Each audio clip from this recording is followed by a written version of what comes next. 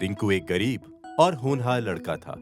उसे क्रिकेट खेलने का बहुत शौक था, पर उसके पास क्रिकेट किट खरीदने के लिए पैसे नहीं थे।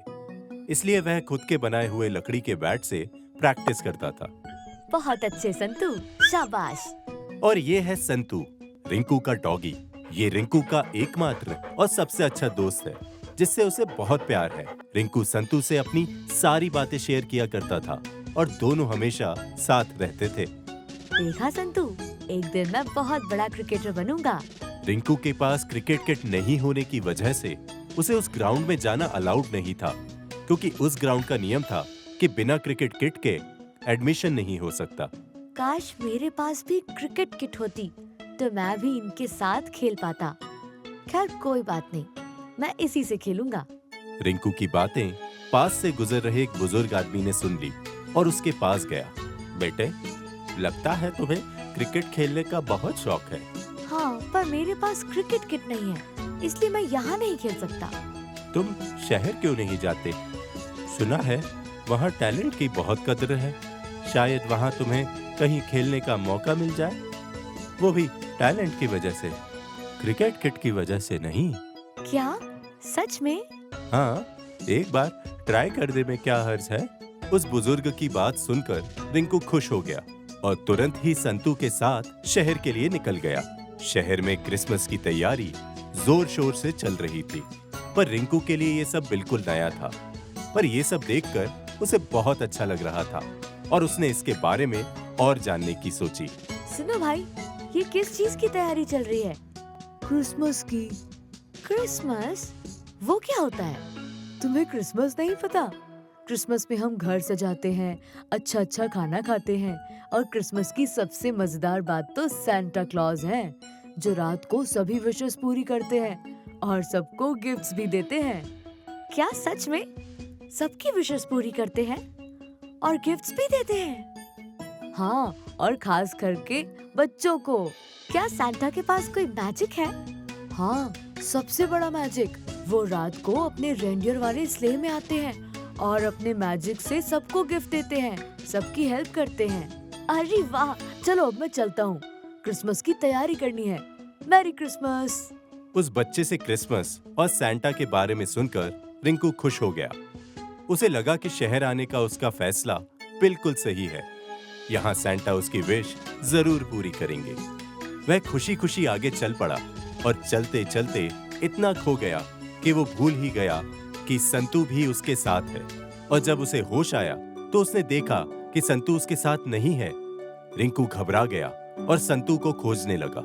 संतू, संतू, आपने मेरे डॉगी को कहीं देखा? संतू, मेरे प्यारे संतू, कहाँ चले गए तुम? तुम्हारे बिना अब मैं क्या करूँगा? रिंकू ने संतू को बहुत खोजा, पर उसे वो कहीं नहीं मिला। रो रो कर रिंकू का बुरा हाल था और संतू को खोजने के चक्कर में वो अपने बैट के बारे में भी भूल चुका था, जो कुछ देर में उसे समझ में आया। मेरा बैट? मेरा बैट कहाँ गया? नहीं, संतू भी नहीं मिल रहा और मेरा बैट भी। अब मैं क्या करूं? रिंकू को कुछ समझ नहीं आ रहा था कि वो क्या करे, किससे मदद मांगे। तभी उसे उस बच्चे की बात याद आई कि सैंटा सबकी विश पूरी करते हैं और सबकी हेल्प करते हैं। अब सैंटा ही मेरी हेल्प कर सकते हैं। सैंटा, प्लीज मेरी मदद करो। मेरा संतू और बैट मुझे वापस कर दो। मुझे और कुछ नहीं चाहिए। देखते ही देखते रात हो गई और रिंकू रोते रोते थक कर एक पेड़ के नीचे ही सो गया। और जैसे ही उसकी आंख लगी, हा हा हा, कैसे हो रिंकू? बताओ, क्या क्रिसमस गिफ्ट चाहिए तुम्हें? सैंटा, आप मेरे लिए आए हैं? मुझे पता था आप जरूर आएंगे।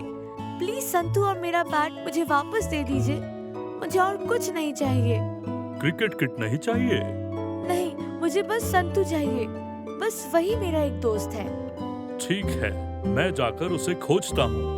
Merry Christmas Rinku. हा हा हा हा। क्या कर रहे हो संतू? सोने दो ना।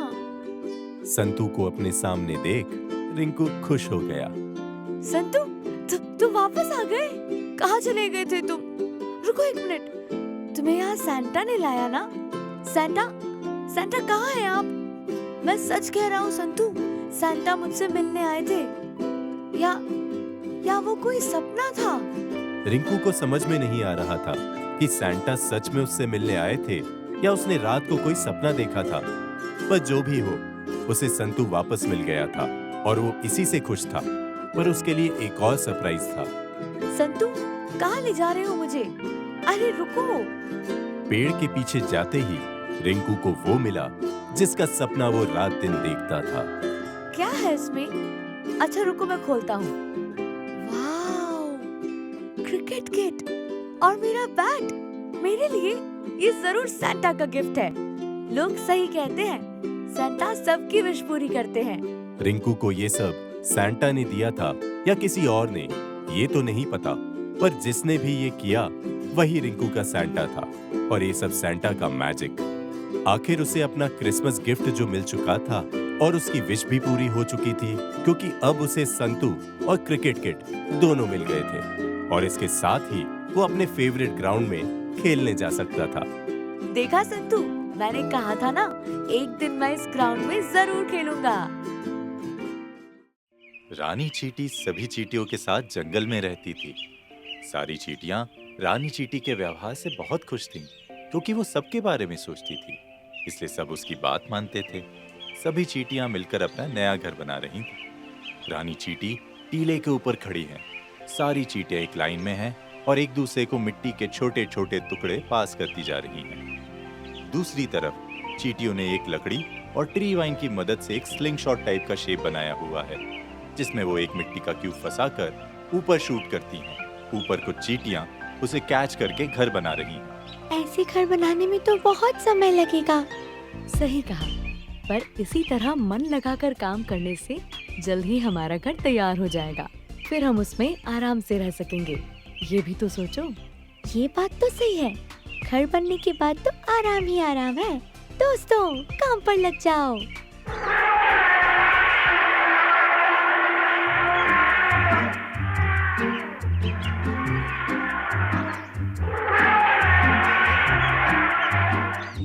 सबको डराया, बड़ा मजा आया। ये है अप्पू हाथी। ये भी इसी जंगल में रहता है, जो बहुत शैतान था और सभी जानवर उसकी शैतानी से परेशान थे। हम देखते हैं एक बंदर पेड़ में बैठा हुआ है।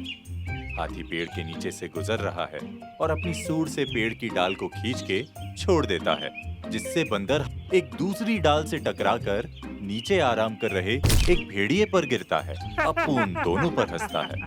अप्पू, तुम्हें दिखाई नहीं दे रहा? हम यहाँ खेल रहे थे। अप्पू की शैतानियाँ रोज रोज बढ़ती ही जा रही हैं। इसने मुझे भी पेड़ से गिरा दिया। हाँ तो क्या कर लोगे? ये मेरा जंगल है, मैं जो चाहूँ वो करूँगा। ये जंगल जितना तुम्हारा है उतना हमारा भी है अप्पू, याद रखना।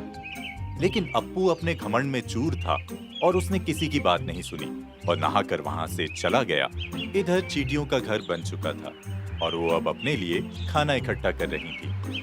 तभी अप्पू वहाँ आता है। हम देखते हैं सारी चींटियां वैसे ही एक दूसरे को खाना पास करती हैं और वो खाना टीले के अंदर डाल रही हैं। इतनी मेहनत, वो भी ऐसा घर बनाने के लिए। अरे तुम्हारा घर तो इतना कमजोर है कि मेरे सूंड के एक वार क्या, एक फूंक से उड़ जाएगा। दिखाऊं दिखाऊं। अप्पू ने शैतानी में आकर बेचारी चींटियों का घर तोड़ दिया। रानी चींटी को ये देख बहुत बुरा लगा।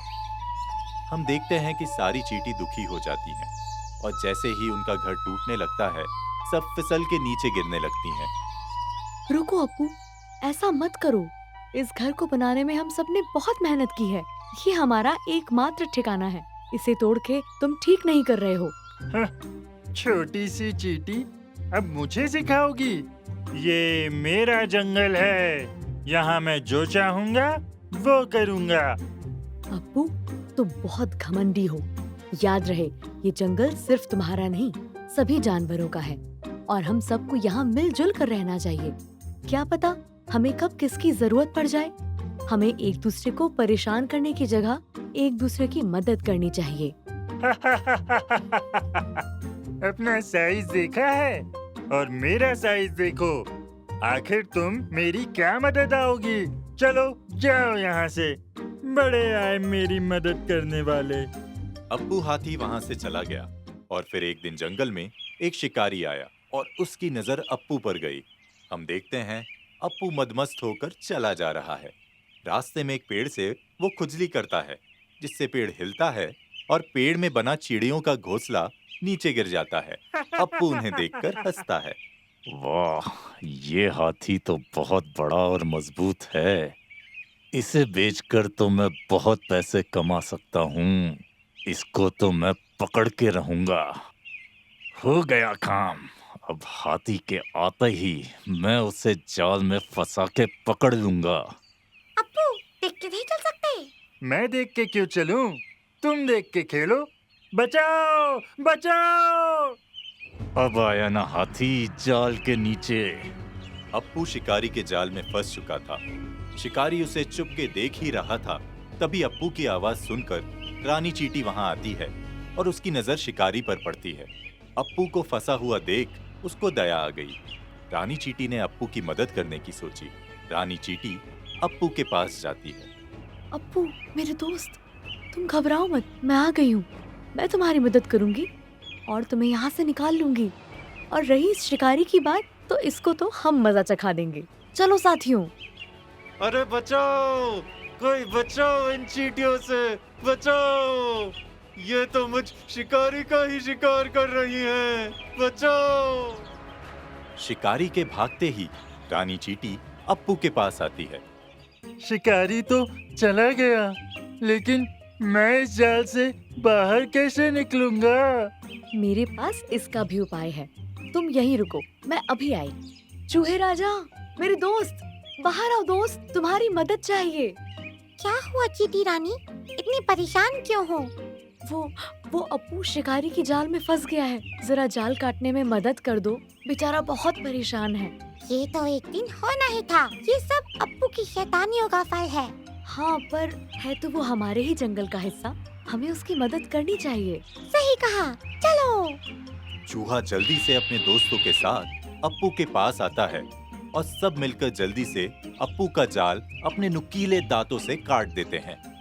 अप्पू आजाद हो जाता है और उसे अपनी गलती का एहसास होता है। मुझे माफ कर दो चींटी रानी, मैंने तुम लोगों का घर तोड़कर बहुत गलत किया। तुमने सही कहा था, हम सबको एक दूसरे की मदद की जरूरत पड़ती है, चाहे वो कितना भी बड़ा या छोटा क्यों ना हो। आज से मैं तुम सबके साथ मिलजुल कर रहूंगा, बिल्कुल एक सच्चे दोस्त की तरह। और फिर उसके बाद अप्पू ने कभी किसी को परेशान नहीं किया और सबके साथ हंसी खुशी जंगल में रहने लगा। हम देखते हैं कि अप्पू जंगल में बैठा है। सारे छोटे जानवर उसके आसपास खेल रहे हैं और सब एंजॉय कर रहे हैं।